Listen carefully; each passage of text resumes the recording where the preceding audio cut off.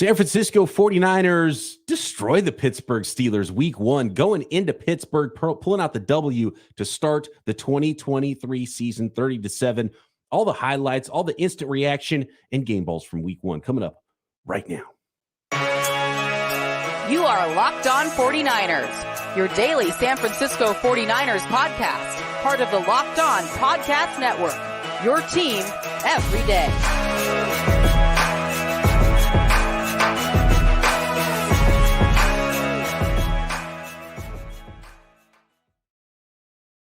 Welcome to Locked On 49ers. Brian Peacock and Eric Crocker at BD Peacock at Eric_Crocker. Thanks to everybody for making us your first listen here on the Locked On Podcast Network, your team every day. Big ups to everybody joining the live chat here post game and that hang out with us every day here with Locked On 49ers, all of the everydayers. Make sure you are subscribed up on YouTube and everywhere you get your podcast. Today's episode of Locked On 49ers is brought to you by our friends at LinkedIn Jobs.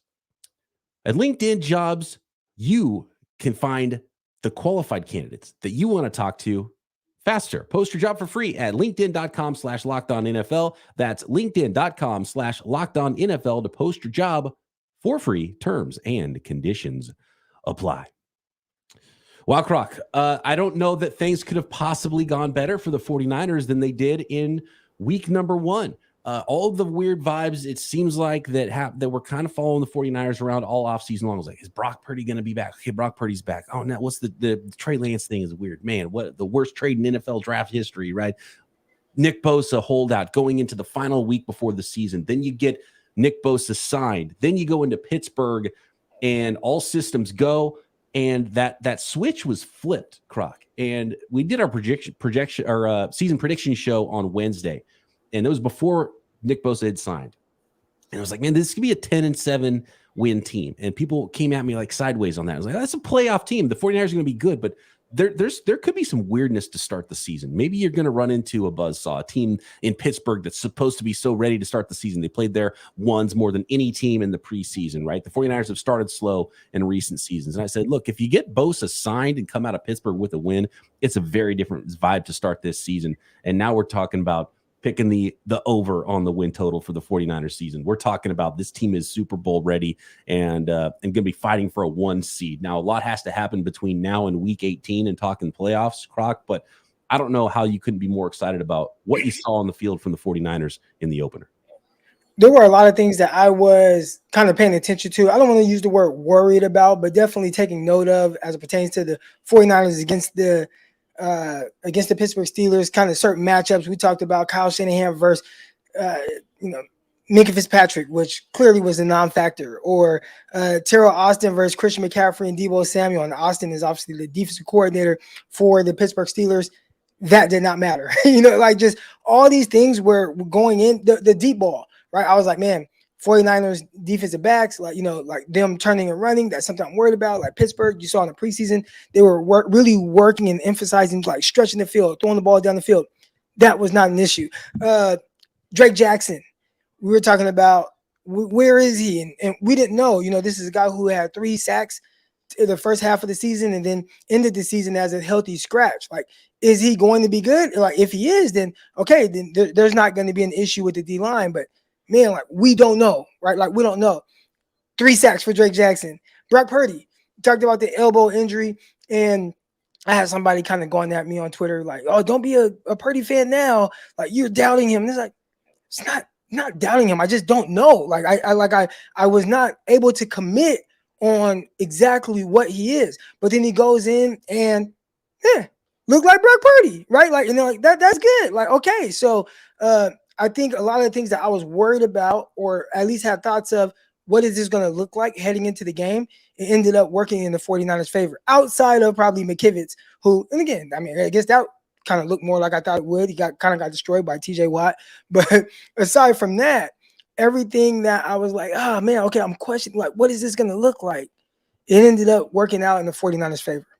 Yeah, it's amazing. If I told you before the game, Croc, okay, the only thing you get to know about this game is that TJ Watt's going to have 3 sacks. 2 of them are going to be fumbles. How do you think this game's going to go? And I would have not said 30-7 49ers dominate every other factor of the game. A lot a lot closer than what it ended up being. And this game was kind of never close. It took up into the final drive of the first half for the Pittsburgh Steelers to get a first down. At midway through the second quarter, they had 1 yard of offense. I mean, you want to talk about a defense and really kind of dominating. And it was very clear from the jump. And I was watching the game with my bro, Donald, he's a Pittsburgh Steelers fan. He's like, man, we got thrashed. I can't even jump on the podcast with y'all. But, we're watching the game. And one thing was very clear. Kenny Pickett's, his clock was sped up. That's why you see him kind of throwing the ball behind guys, maybe throwing balls before he wants to. And you can attribute that to a good pass rush. I thought the 49ers, they were very consistent, really just were pushing the pocket, even if maybe they didn't get to the quarterback, but pushing the pocket, closing it in, moving it off his spot, making him have to make plays on the run. I thought they did a terrific job of that really throughout the game, even on plays where it felt like he had a lot of time, but the coverage on the back end was really good. And he's trying to, buy time and kind of scramble a little bit to make something happen and just couldn't. So even from that standpoint, man, it was like Kenny Pickett throughout this game. Obviously, again, we put an emphasis on, man, team looked good in preseason. 5 drives, 5 touchdowns. They brought that up at the beginning of the broadcast where it was like, hey, regardless, preseason or not, like 5 drives, 5 touchdowns, like that's good. Like they're heading in the right direction. It did not matter against the 49ers. I thought there was 2 drives that were the biggest drives of the game. The one was just the opening drive for the 49ers. You go get a 3 and out on defense, give the ball back to your offense. 49ers, shorter field, just dicing them up. Purdy, perfect 3 of 3. Offensive line is blocking in the run and the pass. Debo involved early. McCaffrey involved early. Kittle with the key first down catch and run, and then the touchdown to Brandon Aiyuk. Just knifed right through him. All of a sudden, if you can go into somebody else's house and just make it look that easy, get the ball back 3 and out, go down and score like it was nothing, and really deflates the whole building. I thought that was massive for the 49ers, and it looked like it was going to be a complete blowout when it was 20-0. And then you mentioned how inept the Steelers offense was the whole first half, but then all of a sudden they have that 95-yard drive, go all the way down to the field in the second half to make it a 13-point game. And this was like, it didn't feel like it was a 13-point game, right? That's one bounce, a big play. All of a sudden, you even maybe the Steelers have a lead after a couple of series in the second half, with down only 13. But the 49ers take the kickoff in the second half, and I think this was even bigger than the opening drive. And they just slammed that door again and said, yeah, guess what? This place is about to get real quiet. When McCaffrey had that long run, and that was huge for the 49ers to say, no, you're not coming back in this one. That last drive, man, and Ambry Thomas, like just watching him, and he didn't play in the second half, but I actually tweeted out in the first half, Ambry's playing a little soft. And, I'm really big. The way I train my athletes is we're reading our keys, and our keys are going to take us to the ball, and it's going to take us to the player as well. So if I'm reading my keys, right, if I have, even if it's cover 3, but 2 goes away and 1 goes vert, I can squeeze 1. Or if 2 goes away, whatever 1 does, I can squeeze that because he essentially is now man, even if we're in 3.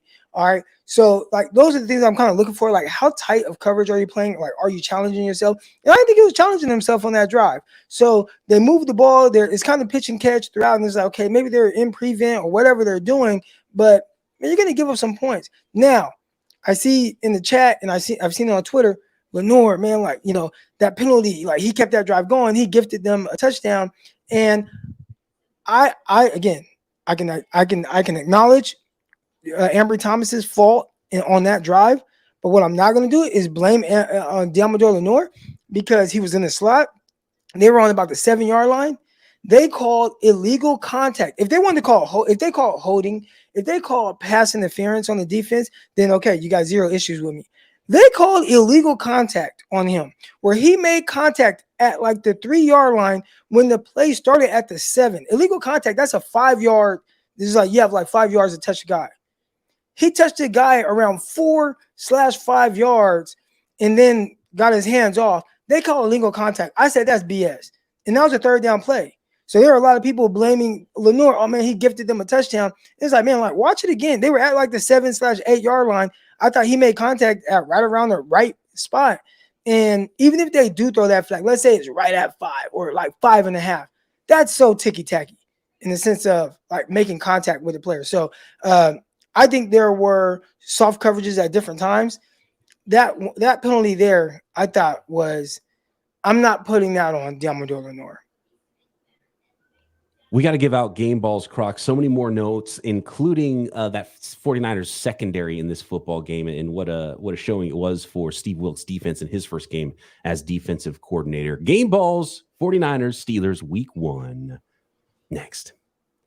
Today's episode of Locked On 49ers is brought to you by LinkedIn. These days, every new potential hire can feel like a high-stakes wager for your small business. You want to be 100% certain that you have access to the best qualified candidates available. That's why you have to check out LinkedIn Jobs. LinkedIn Jobs helps you find the right people for your team faster and for free.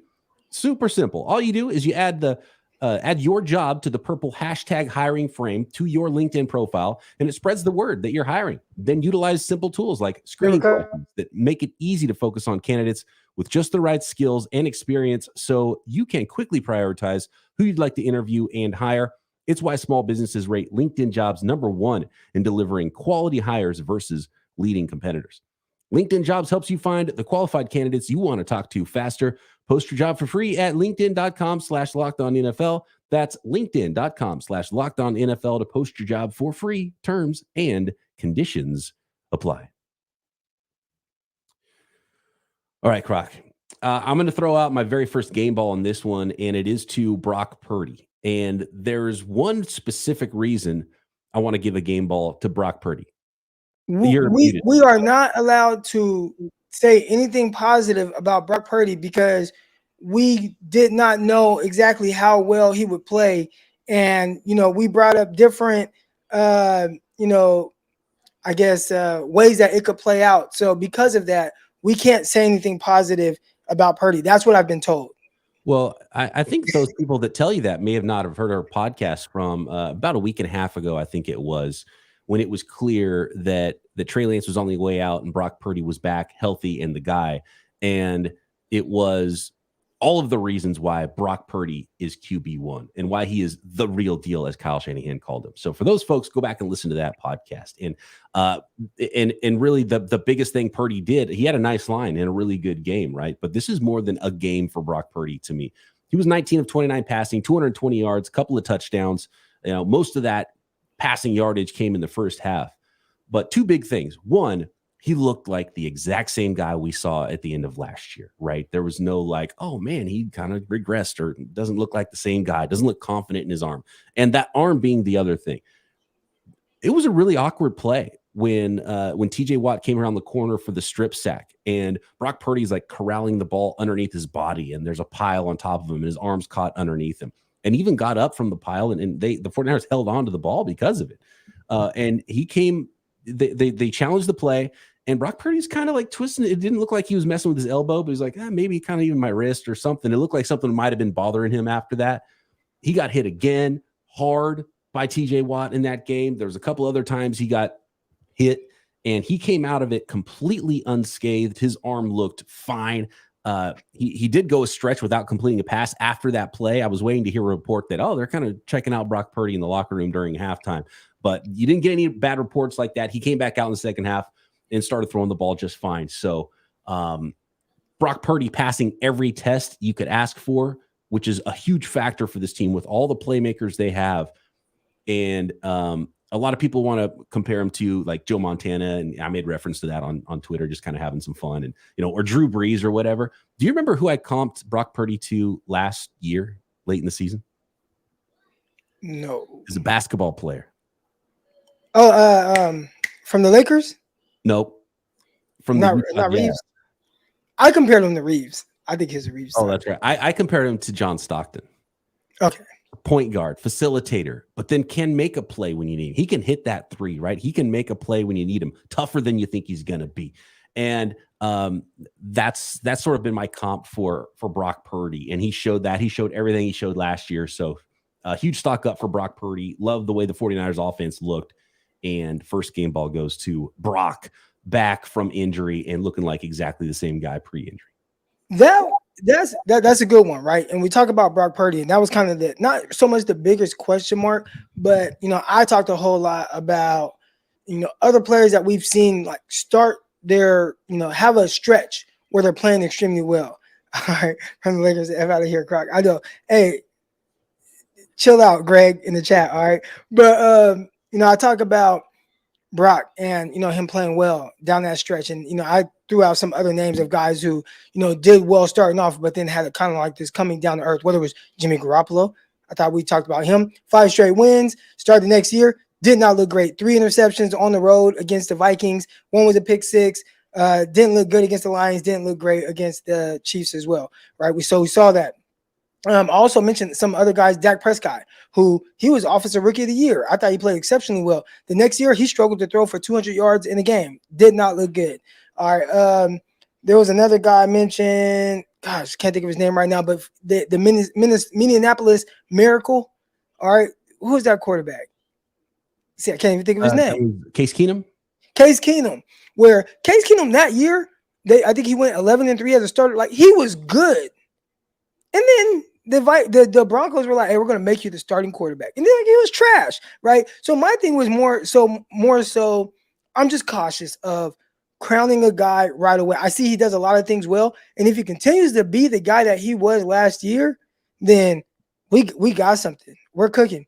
And I'll tell you what, I watched this game and he came out and he's hitting these throws and, gets the ball to Deebo Samuel. And I'm telling my bro, like, he's looking like he did last year. Then he starts to make some plays on the move, and he made some throws, like, dropping his elbow and doing all kinds of things. I said, this is Brock. Like, this is just Brock. So I actually made it in my notes.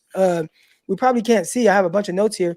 But in my notes, it says, Brock Purdy is who he is, which essentially is saying what we saw last year. Croc, you don't have to try to say, like, well, is he going to keep playing like that? Like, no, that's just who he is.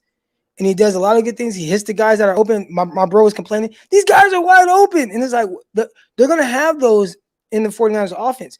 But the good thing about Brock is he sees it. And there were times where I felt like, whether it was Trey Lance or Jimmy Garoppolo, where it's like, man, like, there's these guys open in certain areas of the field. And like the quarterback just didn't see him and ends up throwing an incompletion.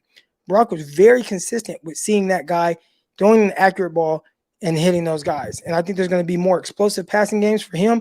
Barely threw the ball in the second half, but when he did a good job. And I can't wait to talk about Brandon Aiyuk next.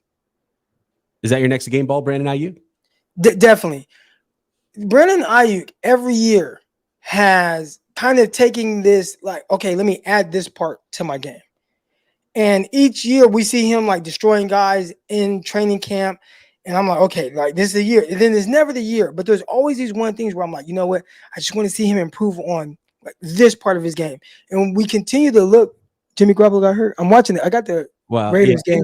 In the chat, we're getting some real-time information that Jimmy Garoppolo, first quarter of the Raiders game, already hurt, apparently. No, he's in the game. He's in the game. I see him.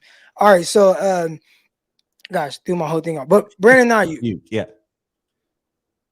He has consistently added to his game. And the last part I was waiting for him to add before I crown him as just this pure wide receiver one. And not just wide receiver one on the 49ers because he's the best, like, pure receiver for the team.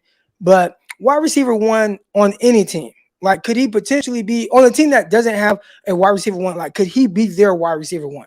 So I don't expect him to, like, go to Minnesota and all of a sudden unseat a guy like Justin Jefferson is wide receiver one. But could he go to another team and be like, no, like, I'm the best receiver on this team because I give you everything. And the last thing I was wanting to see was that contested catch ability. And everything else he did, like, he's open, he's running routes, like, good. He scores 2 touchdowns, like, good, that's him. But when he caught the touchdown with Patrick Peterson all over him, I said, they're in trouble. Because now if he's going to do that, and he had those opportunities before and just never came down with the rock. But if he's going to do that, then you're in trouble. In the way that and I don't know if they emphasize getting him the ball. It's kind of hard to tell with Kyle Shanahan.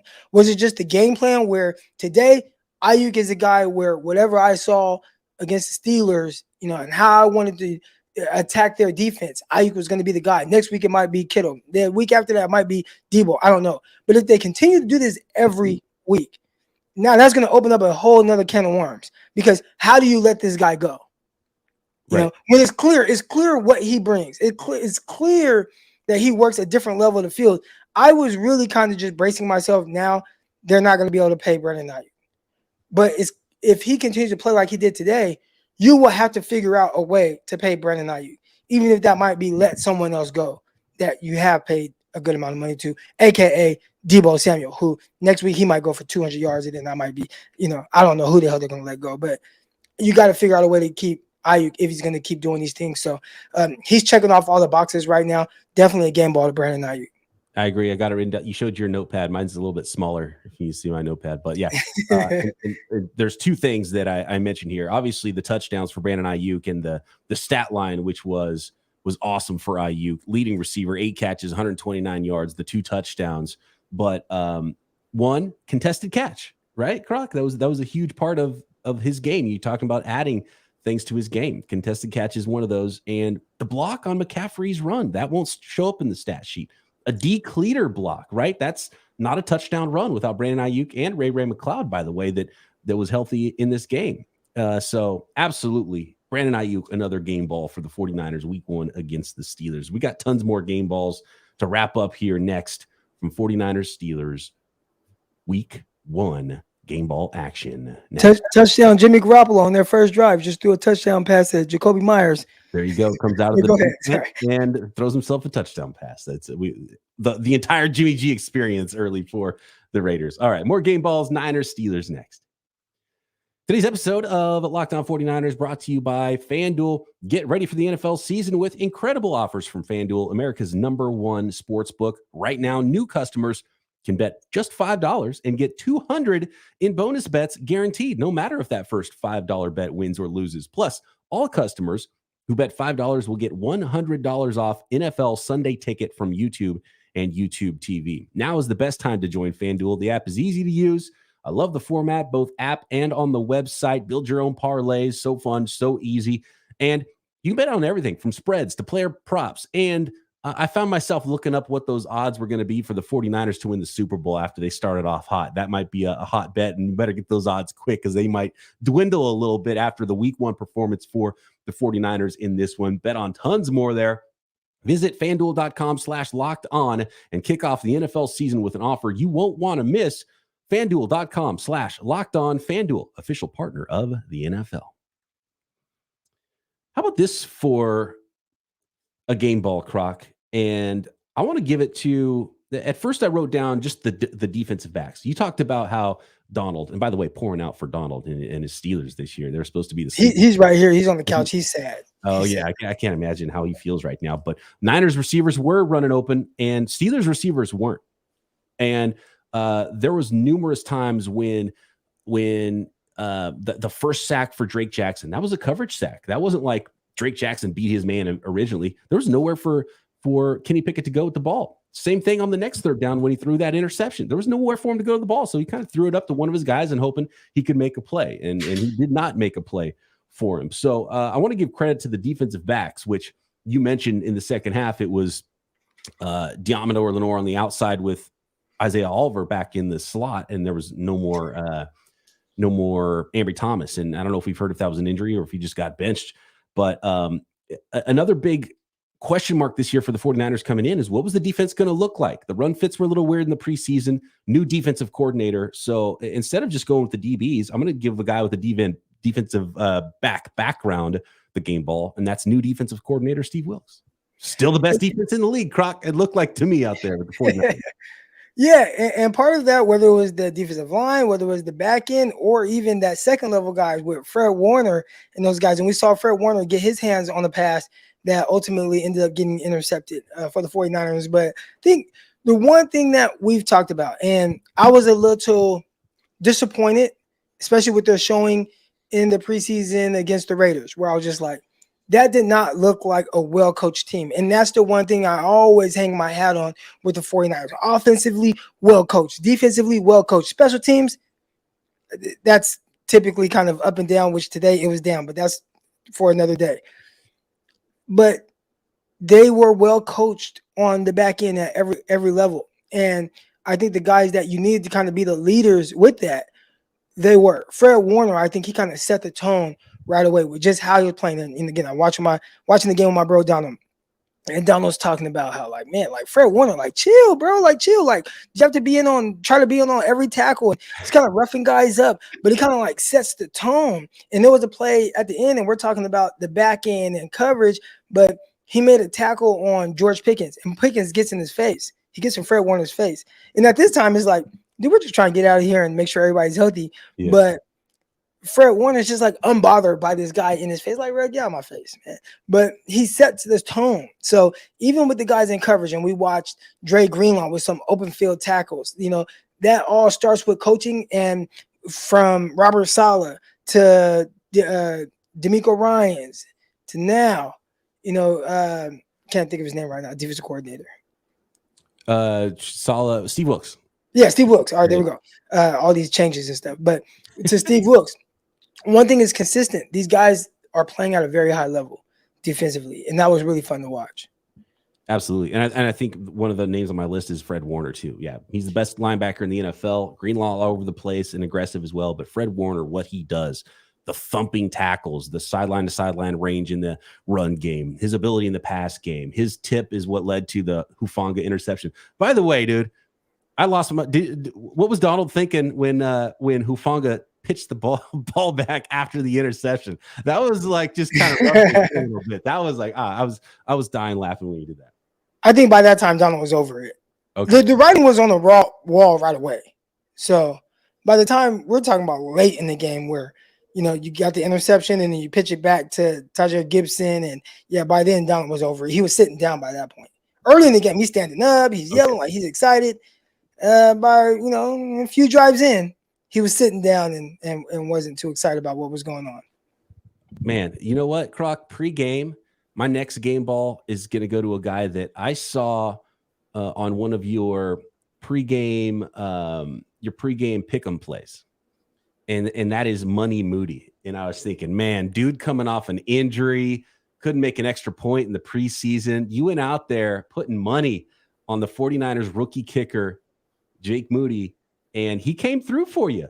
Hit everything in this game. Another question mark that passed the test for the 49ers. The game ball, Moody, and did you win some cash on that one? I did not win cash, but not because of him. It was for other reasons. But no, he did. He did a terrific job, and I'm kind of looking. I know his points were supposed to be, I needed 6 points. So the way I saw it was 49ers are going to move the rock. So they're going to move the rock. They're going to get in position to score points. Can they move it enough for him to, kick 2 field goals and them score 1 touchdown? Like, I know that's going to happen. And obviously, I think he kicked 3 field goals, was 100%, and did a terrific job on the extra points as well. So he far surpassed the amount of points that I needed him to get. But that kind of goes hand in hand with, someone in the chat says, hey, man, you like, Croc, or he might have said both of us, but I know for me for sure, you picked the Steelers to win. And I was wrong. I thought it would be a close game. Like, that was the most important thing. I know, like, 49ers, they're well coached at these, but I saw enough red flags in like preseason and things that are going on where I'm just like, and then like Steelers, it looks like they're kind of heading in the right direction. And I'm like, man, like, Mike Tomlin, they're in Pittsburgh, this should be a close game, or Steelers win. A lot of the people on TV were like, yeah, I think Steelers get this. And they did not. The 49ers are who, everybody thought they were, or like, were the 49ers are who people thought they were supposed to be. So, yeah, that'll probably be the last time I ever even get close to picking against the Niners. I keep coming back to this. All of the questions, Bosa signing, new defensive coordinator, weird kicker stuff, Brock Purdy, arm injury, small sample. Everything was answered, at least in week 1, in a positive, affirmative fashion, except for the Colton McKivitz thing. We'll see what he looks like against non-all-pro defensive player of the year type players like TJ Watt, because TJ Watt beats the best of them. But kind of that right side of the offensive line, if you're side-eyeing something, it's pretty much that. And every other test the 49ers passed Sunday. Yeah. Watching this, and we talked about that as well, right? Like that there was a lot of talk and like kind of like this negative context surrounding the 49ers, and even your head coach Kyle Shanahan, where it's like, man, it's kind of weird for him. And I said, the one thing that'll fix this, just go handle business against the Steelers, and everything that happened in the offseason will become a non-factor. And they handled it. And I would assume from here moving forward, nobody will talk about anything that happened prior to September 10th. Like, it's just not an issue. They came out, they handled business, they played well on both sides of the ball. They handled business. They got whatever question marks outside of McKivitz, whatever question marks you had, they're not question marks anymore. It's like, no, I think these things are solidified on what they are. So moving forward, the 49ers are in a really good place. And that was just kind of what I alluded to before, the expectations of the 49ers, because even with us, we don't talk about the 49ers as a team that can potentially be good. We talk about the 49ers as a team that is good. Right? Like, this is a good, like, right. Yeah. The expectations for the 49ers is not the same. I was watching like Washington and Arizona, and it looked like a Washington and Arizona game. Those teams don't have the expectations of the 49ers. So we're not going to talk about them the same. For the 49ers, we do have to kind of point out things that, hey, like, yeah, this team is terrific. Like, they got a loaded roster. Where can it go wrong? In every area that I thought it could potentially go wrong, it just did not. And I think more times than not in this game, which is why I still, even with question marks, predicted them to win 12, 13 games. And we just talked about that on one of the last episodes. I fully expect that. Now it's like, well, can they win? Can they win 14 games? Can they go 14-3? And those 3 losses, like, why do they lose? What does it look like? Because heading into the playoffs, those are things that you want to continue to kind of chip away at and make sure that you're sharpening those areas up. But those are the expectations, at least that I have for the 49ers. It's not Arizona, Washington, and what I watch from them. It's how is this team going to win the Super Bowl? And I even asked you a question. I said, we're going to, why are the 49ers not favorites? And you're like, well, the quarterback position. And I'd say outside of the 49er fan base, most people would agree with that. And I think after this game, most people are going to say the quarterback position doesn't look like an issue. And the 49ers might be their favorites now. Like, I think there might be that type of jump because you just needed to see it. And it's like, I saw it. Cool. Yep. Saw it. A lot of you might want to tune into Monday morning's Peacock and Williamson NFL show. Matt Williamson covers the Steelers, and he might have to eat some crow and might have a little segment on why Brock Purdy is so much better than Kenny Pickett. And so that's going to be a fun one there. A few more in the chat. I don't know if you have any more game balls you want to give out, but there are some funny ones in the chat. Yes. Multiple people calling out Patrick Peterson, saying if he's ever going to tell us what that tell was. He did get his hands on a couple of balls. And but yeah, he got beat for a touchdown, got his ankle broken. I know his foot kind of slipped against Aiyuk, but yeah, overall, Patrick Peterson might have needed to say less before the game and talk more after the game. Yeah, I did have another game ball that I wanted to give out, and I don't think we gave a game ball to. There's 2 guys, CMC and Drake Jackson. Like, CMC, he was terrific, and he did a lot of the heavy lifting on that big long run that he had. I think that was like the longest touchdown run over the last couple of years. I think that's what they said, something along those lines. For the 49ers? No, for any team, because it was like an 80-yard touchdown run, whatever it was. It was a long run. It was. Yeah, how long was that? Hold on, I got it right here. That was a 65-yard touchdown run. Yeah, I'm not sure maybe that there's been a run that long over the last year or so. Wow, I did not hear that. I heard them say something about along those lines. All right, but regardless, that was a terrific job of kind of like coming in, and the guy comes in, he doesn't wrap up, and he spins off the tackle, then he makes the guy miss, and then you got Aiyuk lead blocking, which you talked about earlier, pancakes a guy, and then Christian McCaffrey does the rest. Like, but even outside of that, he was terrific. He did a good job pass catching as he usually does, even though he didn't catch a ton of passes, but he did great. McCaffrey's vision, man, that's the thing that jumps out to me. Like, if the hole's there, he's going to find it and he's going to hit it like a maniac. Like, his effort and his vision as a runner is definitely special stuff, and everything he can do, obviously, as a receiver, which he wasn't even used that much in this game as a receiver. 3 catches for 17, but and treated like a bell cow. He was like, hey, I don't know, man, 25 touches a game when you're up big in the fourth quarter. He does that too much. That's Kyle. Keep him healthy. He's like, what? Just give the ball to Elijah Mitchell. Like, you are up big. Why even risk it? Like, those are the things that he does, and he did that with Elijah Mitchell. Remember, there was games Elijah Mitchell had broken ribs and banged up knee and whatever else going on, and Kyle's like, yeah, you're still gonna run the ball 27 times, even though we're up like 20 points against the Rams. And it's like, why do you do that? Kyle. When you have even now you have less of a excuse because you have Elijah Mitchell who runs well behind Christian McCaffrey. So I was very confused by that. We got my guy Damon in the chat, and Damon says, Crocker, you do not defend Brock's positives the way you did Lance or even Darnold. You literally told the entire Bay Area last week that you are not convinced he is the guy. I think we kind of spoke about this, right? About being convinced. It wasn't so much about what he for him, the questions are different. It's more so about, like, can he just keep it going? Like, that's what I wasn't convinced by. And it wasn't even so much about being convinced that he couldn't do it. It was just about me just seeing him do it. So once he does it, like, okay, I'm convinced. Like, he's good. But I just need to see, like, man, like, there's time off. People are watching him. Doesn't matter. And clearly, it looks like none of it mattered. And he played well. And he just looked like Brock. And again, I point to my notes here. And my notes say, Brock Purdy is who he is, which essentially what we saw last year. And his positives, in the sense of just who he is, are things that you have to see if people are going to catch on to, because is there a changeup with it? And I don't know if he has a changeup, right? Like, there are some guys, and I can watch Trevor Lawrence out there, who obviously he's super talented, number one overall pick. He does all these things. And I saw him do some special things today.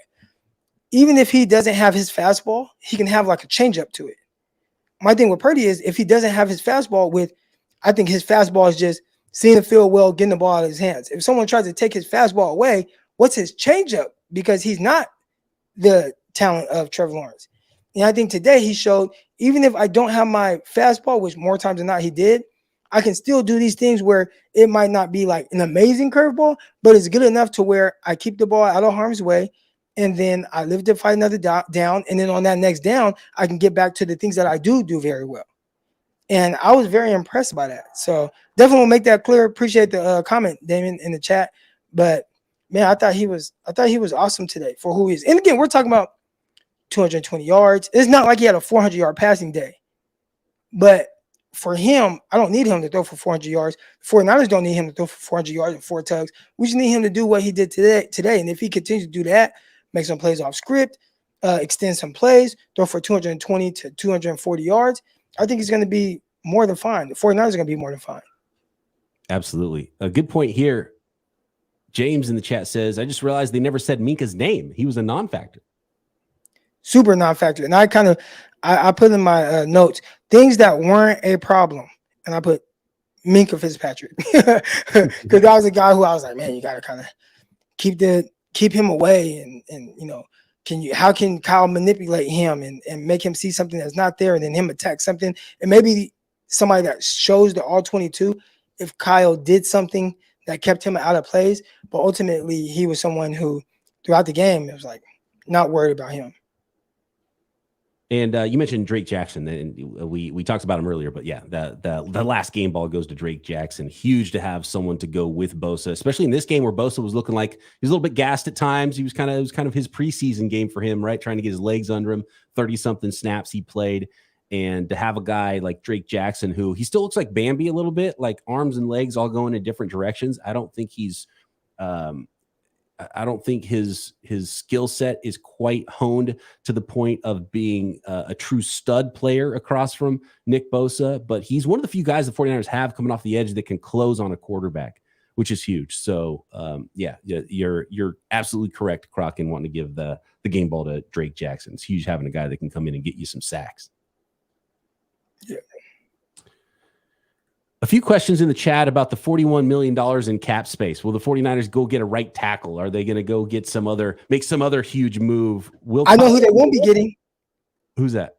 Kirk Cousins, because that was something that was kind of looming, right? 49ers got a guy at quarterback. They do. And that's another thing that I think we can start to put to bed now. Thankfully, about the Kirk Cousins talk with the 49ers, very unlikely to happen. But they do have some money to do a lot of things. Why do they have so much cap space? Why do they do all the restructuring right before the season? We'll get to that stuff later on in the week, because we'll be with you every day as we do. Shout out to all the everydayers. If you're not, make sure you are subscribed on YouTube and everywhere you get your podcast. Croc and I back tomorrow right here, Locked On 49ers. Subscribe to this video.